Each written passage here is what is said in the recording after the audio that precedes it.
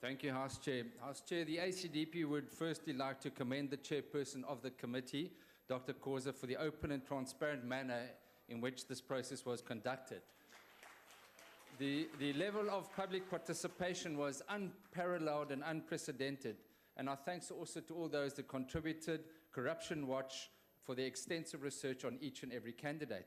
And so this process enjoyed incredible public interest and scrutiny, mainly given the incredible work that Advocate Madonsela has done up to now and the large shoes that had to be followed. She was indeed, as the Constitutional Court said, one of the true crusaders and champions of anti-corruption and clean governance, and we believe that she should be thanked properly and in due time.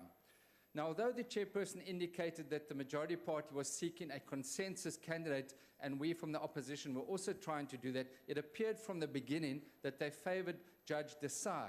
And once all the interviews had been conducted, a short list of 5 names was drawn up. And while objections were raised against other candidates, at that stage, no one objected to Advocate Mkhwebane.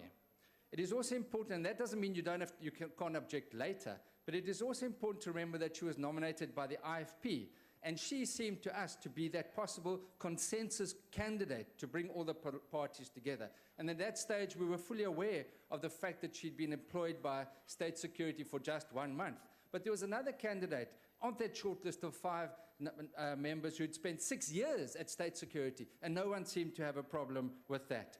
So we sit now today with allegations which, if proved to be true, are very serious. Because if it is true that years ago Advocate Mkhwebane worked for State Security, then she misled Parliament. And of course there can be recourse to the courts. But at this stage we would like to give her the benefit of the doubt. She had an excellent interview and is an exceptional and outstanding candidate. And of course there are also sufficient safeguards to ensure that the Office of the Public Protector is not compromised. The court has clarified the duties. We've got the own staff that will be watching. We've got the media. We've got civil society. And of course, we as parliamentarians will be watching very closely what she does and how she conducts her office, as Honourable Malema said, to ensure that there are no shenanigans in that office. And let us be reminded that there were similar objections to the Chief Justice Mkhwebane.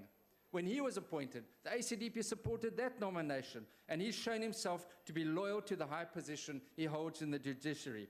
So while we appreciate the concerns of the DA, I believe that Advocate Mkhwebane and the ACDP believes that she should be given the opportunity to prove herself, given that she is capable and the closest we could come to a consensus candidate. I thank you. Thank you, Honourable Member.